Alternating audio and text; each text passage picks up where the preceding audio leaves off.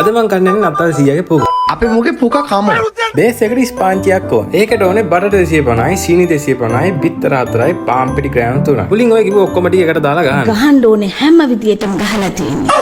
කපරාදුව වස්සනකොට මේ සෙන්චි දෙකක් තරමට විතරක් දාන්න. ඕනාට වැඩිය දැම්මොත් බේක් කෙනෙකුට පුක ලොකු වැඩි වෙනවා. ඊට පස්සේ 180ට විනාඩි 40ක් අවුෙන් තියන්න. අනී අයිසිං එකට දාපුව අය ගණන් කොච්චරද කියලා මතක නෑ මට. බටර් පොඩ්ඩක් අරන් ඒකට අයිසිං ටික පොඩ්ඩ දාලා හදාගන්න. කලින් දාන්න කලින් අයිසින් පොඩ්ඩක් අයින් කරගන්න. රතු කලරින් දැම්මට මට විතරද මේක රෝස පාටට පේන්නේ. එක්ක මට පිස්සු නැත්නම් කේක් බඩු කඩේකාර පාට පේන්නේ. මට නොසල් එකකින් ගන්න ඕන මෙන්න මේ ඉෆෙක්ට් එක. නඩ මං අයිසින් පුරවල දානකොට අය මෙහෙම. අයිසින් එක ගාන එකත් නෙමෙයි ඇත්තටම ගේම. ගේම තමයි මේ රුපියල් 200ට දෙන ග්‍රෑම් එකේ දිලිසෙන කුඩු කුප්පිය. එක ස්පාන්ජ් එකකට අඩුම කුප්පි 5ක් යනවා. ස්පාන්ජ් දෙකකට දිලිසෙන කුඩු දාන රුපියල් 1000ක් යනවා.